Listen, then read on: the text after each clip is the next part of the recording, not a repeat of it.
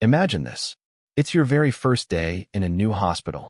The corridors smell of antiseptic, machines beep in the distance, and senior doctors walk past you with pride in their steps. You're the new face. Everyone looks at you, but not with trust, with doubt. That's exactly what happened to Irena Vale, a 29-year-old nurse. She had sharp features and long brown hair, always tied back. At first glance, people thought she looked strict, but when she spoke, her warm eyes and calm voice made you listen. Still, in this hospital, nobody cared about her background or her quiet confidence. To them, she was just another new nurse. On that very first morning, the chief surgeon, Dr. Adrian Keller, looked at her with a smirk. He was a legend in this hospital, 52 years old, famous for saving lives, and equally famous for being harsh. His favorite line was, "We follow protocols here, not feelings." When Irena suggested something small but important, like putting glow-in-the-dark arrows on the stairways in case of power failure, Dr. Keller dismissed her instantly. "We don't need that," he scoffed. "We have backup generators. New nurses should worry about paperwork, not redesigning hospitals." Some younger nurses giggled behind their masks. Others just shook their heads. The message was clear. Nobody took her seriously. But Irena didn't argue. She didn't waste words. Instead, she quietly did little things no one noticed. She checked the batteries in the emergency headlamps. She made sure oxygen valves were working. She even placed reflective tape along the baseboards leading from the ambulance bay to the emergency room, just in case. Nobody thanked her. Nobody even noticed. That afternoon, the sky turned dark. Thick clouds pressed down over St. Northwatch General Hospital, which sat dangerously close to the coast. Rain began hammering against the windows, the wind howled, and the sea waves grew violent. Everyone inside kept working like normal, but Irena tilted her head slightly, listening to the strange rhythm of the storm. She could feel something wasn't right. By evening, the storm had grown worse. Ambulances began bringing in more patients. People injured in accidents on slippery roads, some with breathing problems from the damp air. The power grid flickered again and again, and for a moment, the entire building seemed to hold its breath. Irena requested permission to start storm protocols, things like creating low-light zones, separating hot zones for critical patients, and cold zones for stable ones. But the charge nurse hesitated. "Let's wait for the chief," she said. "We can't change protocols without his order." And then, high-voltage lightning struck. The lights died instantly. The backup generator coughed, sputtered, and failed. The entire hospital went black. Monitors went silent. Elevators groaned to a stop. Somewhere down the corridor, people began shouting in panic.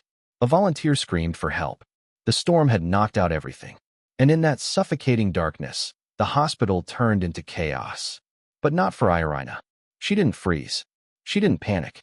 While others gasped in fear, her voice rang out, steady and clear, low lighting. "Reduce panic. Create hot and cold zones. Open the corridor. Keep people moving." She began handing out headlamps from the crash carts. She guided security to set up directional signs with whatever little light they had. She spread glow tape along the floor so people wouldn't get lost in the dark. Step by step, in that blackout, she started building order from chaos. And then came the moment that changed everything. In the pitch-black stairwell, a young boy collapsed, struggling to breathe, lips turning blue. He was 17 years old. His name was Lucas Keller, the son of the very same chief surgeon who had mocked her that morning. The storm wasn't just a test anymore. It had become a fight for his life. The stairwell was completely dark, the air thick with diesel fumes leaking from the failed generator. The sound of rain and thunder shook the walls. And there, on the cold steps, Lucas Keller gasped for breath. His chest rose sharply, his lips turned purple, his hands trembled. Two medical students panicked beside him, trying to shout for help. A nurse banged uselessly on the elevator door, trapped halfway between floors. The scene was pure chaos. And yet, amid that fear, Irena's voice cut through like a lighthouse in a storm. "Listen to me. No flames. Keep lights low. Keep calm." She knelt beside Lucas. Even in the shadows, she could see the signs: tight chest, wheezing, struggling for air. Diesel fumes had triggered a dangerous asthma attack. There was no time to wait for machines. No monitors. No oxygen readouts. Only her training. With steady hands, she slid in a nasopharyngeal airway tube. tilting his chin just enough to open the passage. She grabbed a bag valve mask and portable oxygen tank from the crash cart she had prepared earlier. Then she began. 1, 2, 3. Breathe with me. 1, 2, 3. But the danger wasn't just Lucas. Around her, frightened family members flicked phone flashlights. One person, desperate to see, even pulled out a lighter. In an instant, Irena grabbed his wrist and bent it just enough for him to drop it. No flames near oxygen, she ordered, her tone sharp but calm. Her words carried weight. Everyone obeyed. She didn't stop working. Security, get crowbars. Pry open the elevator doors. Call the emergency department for nebulizer and epinephrine. Don't wait for the generator. Her focus was laser sharp. No hesitation. No wasted movement. And then, through the darkness, heavy footsteps echoed. Dr. Keller, the chief surgeon, rushed in. His face was pale, his hands trembling. For the first time, the man known for his arrogance looked afraid. "Lucas, my son," he shouted. He froze at the sight, his boy lying weak, lips purple, and the new nurse he had mocked that morning, pumping oxygen into him with calm, controlled rhythm. "Let me," he tried to say, reaching forward. But Irena didn't even look at him. Her deep voice remained steady. "Airway first. Doctor, hold his head tilted left. Now." For a second, the chief surgeon hesitated. He wasn't used to taking orders from a nurse. But then he obeyed. As the crowbars forced the elevator door open, more smoke drifted in. Lucas's breathing grew more ragged, his chest heaving harder. The boy was slipping away. Irena quickly wrote on her own wrist with a waterproof pen, EPI 03, right thigh, so that anyone arriving would know exactly what dose had been given. She spoke firmly. "I need epinephrine, 0.3 milligrams intramuscular. And albuterol, nebulizer now." The urgency in her voice snapped the team into action. Runners sprinted down hallways, searching in the dark for supplies. Every second felt like a lifetime. Dr. Keller held his son's head, his lips pressed tight, tears in his eyes. This was the same man who had laughed at Irena's ideas hours ago. Now, in the dark, he realized something terrifying. His son's life depended entirely on her. And then, just when panic threatened to swallow everyone, a memory flickered in someone's mind. A thin red cord tied around Irena's wrist. 3 knots. One of the medical students whispered, "What does that mean?" Without looking up, Irena answered softly, 3 blackouts. 3 people still breathing. Her calm wasn't normal. It was trained. It was earned. Moments later, the supplies arrived. Irena guided the injection into Lucas's thigh, then connected the nebulizer to the bag valve mask, carefully adapting it by hand. Pump after pump, she pushed life back into his failing lungs. "Breathe with me, Lucas. 1, 2, 1, 2. Slowly, the purple faded from his lips. His chest movements became steadier. The wheezing softened. In that dark stairwell, surrounded by frightened people, something incredible was happening. A boy's life was being pulled back from the edge, not by the chief surgeon, not by hospital protocols, but by the quiet strength of the nurse no one respected. And for the first time, Dr. Keller, the legend, looked at her not with pride, not with arrogance, but with respect. The stretcher wheels squeaked as they rolled Lucas into the resuscitation bay. But even here, the blackout was total. Monitors were dead. Suction barely worked. The room smelled of diesel and wet clothes. Nurses whispered nervously. Doctors fumbled with flashlights. Yet in the center of all that confusion, Irena took command. "Listen carefully," she said, her deep voice steady. "One person, count pulse every 30 seconds. Another, watch chest rise and fall. Third, record medications on tape. Documentation later. Breathing first." No one argued. For the first time, even senior staff simply followed her lead. Lucas wheezed again as more diesel smoke drifted inside. His chest pulled tight, almost collapsing. Quickly, Irena switched to a PEEP valve, attaching it to the bag valve mask to keep pressure inside his lungs. "Don't let them collapse," she ordered. "Hold steady." Dr. Keller, once the loudest voice in every room, now stood silently beside her. His hands obeyed every instruction. His eyes, wet with fear, watched her like a student watching a teacher. And then, the door opened. 2 men entered, Lieutenant Commander Marcus and Doc Miller from Emergency Medicine. Their presence brought a hush. Marcus's sharp eyes scanned the scene. Then he nodded slowly. "Wind and breath over fear," he said softly. Dr. Keller turned, confused. You know her?" Marcus nodded. His gaze fell on the thin red cord tied to Irena's wrist, 3 knots. His voice lowered with respect. "She isn't just a nurse. Twice, my team made it home alive because of her corridor protocols. Ghost 11, Core of Pass. 0719 hours. Radio's dead. Enemy closing in." She opened a corridor in the dark. The room fell silent. Every eye turned to Irena. Ghost 11. A name whispered like a myth. A designation given only to medics trained to survive the impossible, working in total darkness, under fire, with no support. Dr. Keller's lips trembled. He looked at the woman he had mocked just hours ago. His son was breathing because of her. And now he understood. She wasn't just a nurse. She was a veteran of hidden wars, a medic forged in shadows.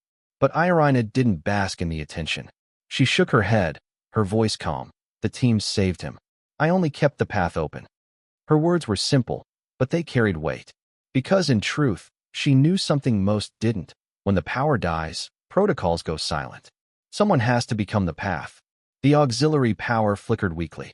With a waterproof pen on a tarp, Irena drew a simple diagram. Lines, arrows, zones. Oxygen first. Paperwork later. Hot and cold zones. Corridor, entry right, exit left. No crossing. Doctors and nurses leaned closer, watching every stroke of her pen. It was not just a plan for tonight. It was a lesson that could change their hospital forever. For Dr. Keller, it was humbling. This morning, he had laughed at her. Now, his son's life had been saved by the very protocols he had mocked. He swallowed hard, his voice breaking. "What should we do first thing tomorrow?" Irena looked up at him, her face calm but firm. "Place glow arrows in every stairwell. Practice blackout drills after each shift. Attach PEEP valves to every bag mask. Don't wait for disaster to teach you." At that moment, the hospital wasn't just fighting a storm. It was learning a new way to survive it. And as Lucas slowly opened his eyes, whispering weakly, "I heard your voice in the dark," everyone in the room realized the truth. Heroes don't always wear ranks. Sometimes, they carry waterproof pens and the courage to stay calm when everyone else falls apart. The storm outside finally began to fade. Rain slowed, thunder rolled farther away, but inside the hospital, the lessons of that night were only beginning.